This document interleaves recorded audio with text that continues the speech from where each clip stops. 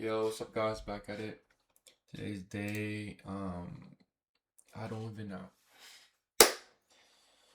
Like 80 something, 90 something, I don't know. We're like edging my fucking TP right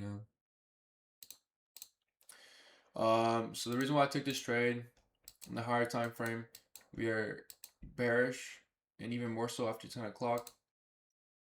We haven't touched any high time frame for rally gaps, but then we touch this 5-minute gap, touch the main 5-minute gap, 15-minute gap, and touch the main 5-minute gap in it. We had a 1-minute inversion, and we have really good draws on ES and NQ. So this trade just looked great. And I was looking at it. What's attacking? If it wants to go and reverse my position, we're going against a high time frame bearish, respecting a 15-minute gap and 1-minute inversion and great draw on liquidity. You're going against all that to stop me out. And what's defending? A 5-minute gap and not really that strong SMTs. SMTs on data lows. That's the biggest problem with today. So yeah. So once we went here 1-to-1, I just closed out on my evals. And on my XFA, I just held for my 1-to-2 0.3 RR.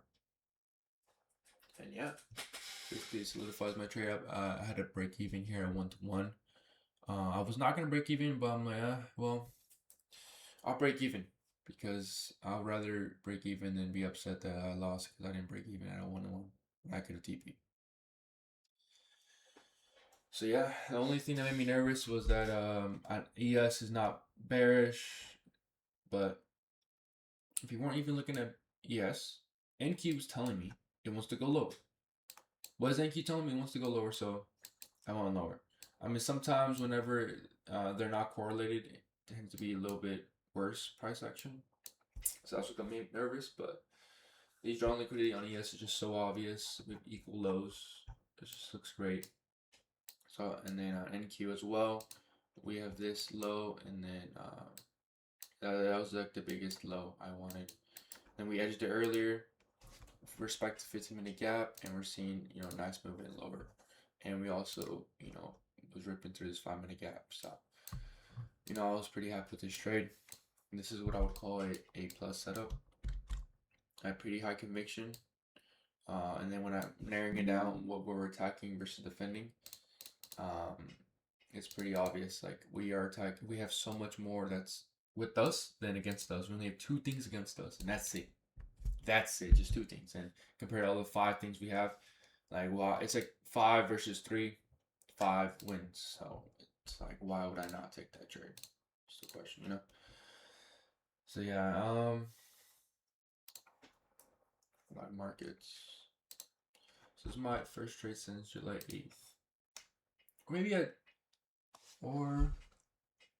no, I think this is my trade. Could TV to 1-1. Yeah. This is my first trade since that time. 15th already. And it's been a while since my last trade.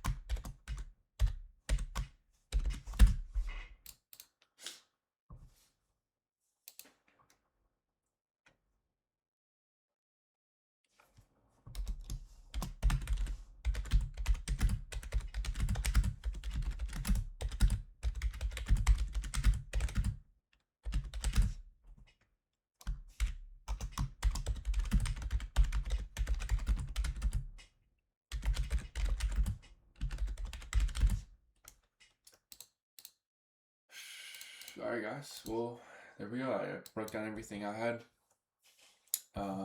Biggest problem I had before. Let me put this up. So yeah, like I was telling y'all before, what I used to do is I didn't trade enough, and then I'm like, okay, well maybe I need to take more trades, get more data, and then I ended up trading fucking too much.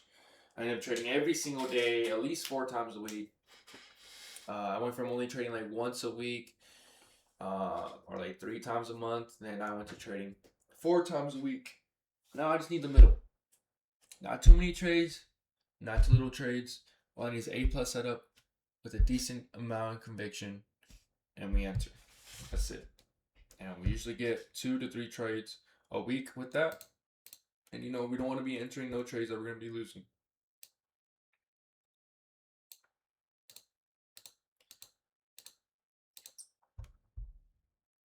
Okay. And yeah, catch y'all in another video. Peace.